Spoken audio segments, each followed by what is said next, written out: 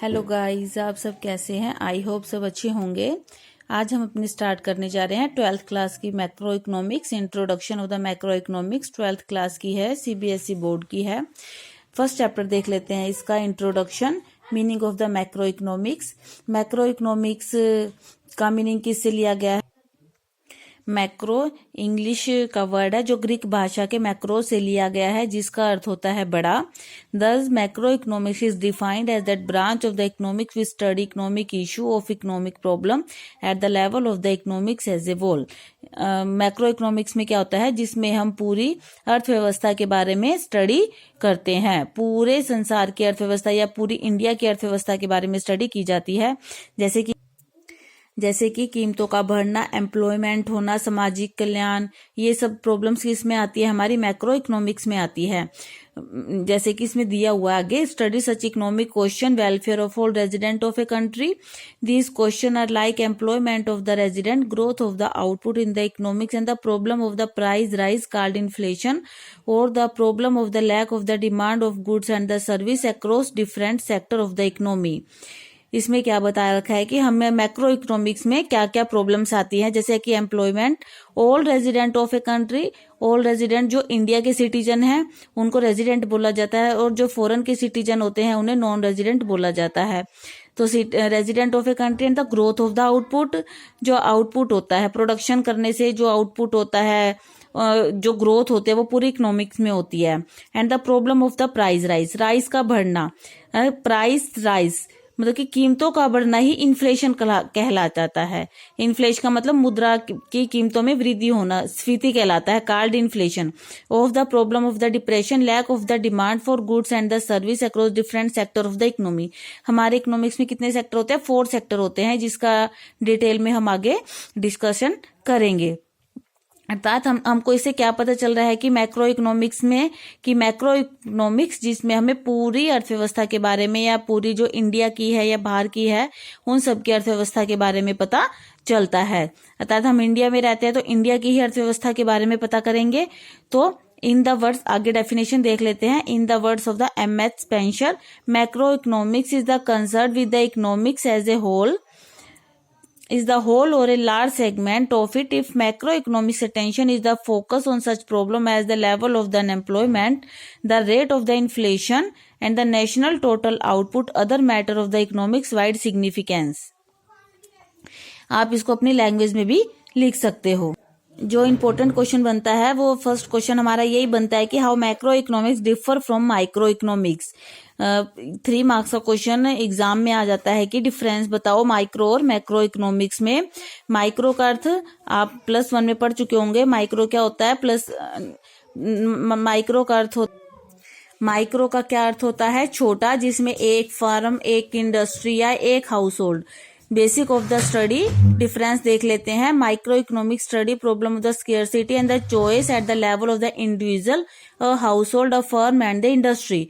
Micro economics में हम किसकी स्टडी करते हैं? स्केर्सिटी एंड द चॉइस, मतलब कि दुर्लभता की समस्या होती है और चयन करने की समस्या होती है। अर्थात हमारे सोर्सेज क्या होते हैं? वो तो लिमिट होते हैं, और वॉन्ट्स क्या होती है? अनलिमिटेड होती है। तो लिमिटेड सोर्सेज में अनलिमिटेड वॉन्ट्स को पूरा करना, तो उसके लिए हमें क्या करना पड़ेगा? उनमें से कुछ का हमें चॉइस करना पड़ता है और कुछ का सेक्रीफाइस करना पड़ता है। माइक्रो इकोनॉमिक्स में आपने +1 में रीड किया होगा, तो ये household, a firm and industry. And macro economic study problem of the scarcity and the choice at the level of the economics as a whole. उसमें तो खाली पर्सनल है, पर इसमें क्या बता रखा है कि इकोनॉमिक्स एज ए होल, पूरे इकोनॉमिक्स के बारे में बताया गया। जो वो समस्या है, जो वो चयन की समस्या और दुर्लभता की समस्या, वो पूरी इकोनॉमिक्स में आती है। And micro economic studies how a consumer exercise his choice of goods and the service, maximise his satisfaction with a given income. Micro economics में आपने क्या पढ़ा था कि जो कंज्यूमर होता है उसे अपनी इनकम को क्या करना पड़ता है? सेटिस्फाई करना पड़ता है।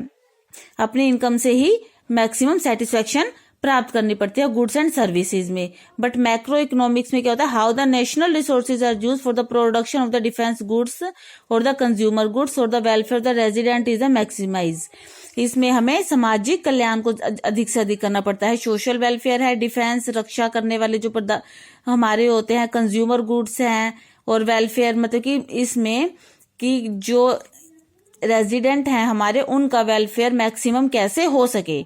उसमें क्या आता है, हमें सेटिस्फेक्शन पर्सनली देखनी है, लेकिन मैक्रो इकोनॉमिक्स में हमें क्या देखना है, नेशनल रिसोर्सेज को यूज करना है और welfare of all resident is maximise. Second है इकोनॉमिक वेरिएबल। माइक्रो इकोनॉमिक्स में जो वेरिएबल्स होते हैं वो क्या होते हैं, कंज्यूमर्स के डिमांड एंड प्रोड्यूसर की सप्लाई वगैरह होते हैं। लेकिन मैक्रो इकोनॉमिक्स में क्या होता है, एग्रीगेट होते हैं। एग्रीगेट का मतलब है टोटल डिमांड जो होती है, उसमें पर्सनली एक बंदे की डिमांड की जाती है माइक्रो में, और मैक्रो में की जाती है एग्रीगेट। एग्रीगेट का मतलब क्या होता है यहाँ पर, टोटल डिमांड। एग्रीगेट का मतलब क्या होता है यहाँ पर, टोटल डिमांड जो की जाती है, और एग्रीगेट सप्लाई टोटल सप्लाई जो की जाती है पूरी इकोनॉमिक्स में गुड्स एंड सर्विसेज की। थर्ड है economic agent. Economic agent micro economics में क्या बताया जाता है, पर्सनल गेन का मैक्सिमाइजेशन होता है, focus on the maximisation of the personal gain, and economic unit include the state of the statutory bodies like RBI, SEBI, board of the TRIA, telecom, regulatory authority of the India, focus on the maximum social welfare. बस इसका यही है कि focus on the, इसमें personal gain पर किया जाता है। माइक्रो इकोनॉमिक्स में पर्सनल प्रॉफिट देखा जाता है, लेकिन इसमें क्या किया जाता है, हमारा सोशल वेलफेयर ज्यादा देखा जाता है। जो सेबी है, security and the exchange board of the India, इसकी स्थापना हुई थी 12 अप्रैल 1992 में, और ये मुंबई महाराष्ट्र में है। नेक्स्ट है degree of the aggregation. In microeconomics, there is a limited degree of the aggregation of the economic variable compared to the macroeconomics. Micro हमारा छोटा होता है और मैक्रो क्या होता है, बड़ा होता है। तो माइक्रो में हम क्या स्टडी करते हैं, इक्विलिब्रियम कैसे होगा इंडस्ट्री में, फॉर्म में कैसे होगा, और मैक्रो में क्या स्टडीज करते हैं, equilibrium economics as a whole. उसमें तो खाली एक इंडस्ट्री में हमें इक्विलिब्रियम करना होता है, लेकिन मैक्रो में हमें क्या करना पड़ता है, equilibrium of the economics as a whole. पूरी इकोनॉमिक्स मतलब कि पूरी अर्थव्यवस्था में हमें ये देखना पड़ता है। It is the aggregation all economic unit in the economy. आप कोई भी इसमें 3 पार्ट्स लिख सकते हो, इनके पॉइंट्स लिख सकते हो, और अंदर आप अपनी लैंग्वेज में इसको लिख सकते हो। जैसे मेथड ऑफ द स्टडी है, and central issue, different set of the assumptions. Central issue में क्या बता रखा है, allocation of the resources is the central issue in the micro economics. Determination is the overall level of the output and the employment, and central issue in macroeconomics. Microeconomics में भी allocation of resources is a central issue in microeconomics. वही बात है, आप कोई भी लिख सकते हो, मतलब कि इसमें आउटपुट, एम्प्लॉयमेंट, रोजगार जो पूरा इशू होता है वो मैक्रो इकोनॉमिक्स में आता है, लेकिन माइक्रो में ये सब पूरी अर्थव्यवस्था के बारे में नहीं बताया होता। और इसमें क्या स्टडी की जाती है, method of the study in the macro economics is often described with general equilibrium analysis. On the micro economics में पार्शियल इक्विलिब्रियम एनालिसिस इसमें किया जाता है। ये इसमें डिफरेंस देख लेते हैं, partial equilibrium and the general. जो पार्शियल इक्विलिब्रियम है वो 1 मार्केट में किया जाता है, और जो जनरल इक्विलिब्रियम है वो पूरी मार्केट में लिया जाता है। तो पार्शियल इक्विलिब्रियम से क्या है, अभी इसमें लेबर, मार्केट, कैपिटल में नहीं चेंज होता, और जनरल इक्विलिब्रियम में पूरी मार्केट में हमें इक्विलिब्रियम करना होता है। नेक्स्ट पॉइंट है micro macro paradox. What is the logical at the micro level may not be logical at the macro level. कुछ चीजें माइक्रो लेवल पर ठीक होती है पर मैक्रो लेवल पर हमारी वो ठीक नहीं होती। जैसे कि माइक्रो में अगर एक बंदा सेविंग्स करे तो सही बात है, लेकिन अगर मैक्रो में वही सभी सेविंग्स करने लग जाएंगे तो हमारा जो फ्यूचर में है वो ग्रो, GDP ग्रो नहीं हो पाएगी। माइक्रो मैक्रो में ये डिफरेंस इंपॉर्टेंट है। थैंक्स। अगर आपको वीडियो पसंद आए तो लाइक, शेयर और सब्सक्राइब जरूर करें।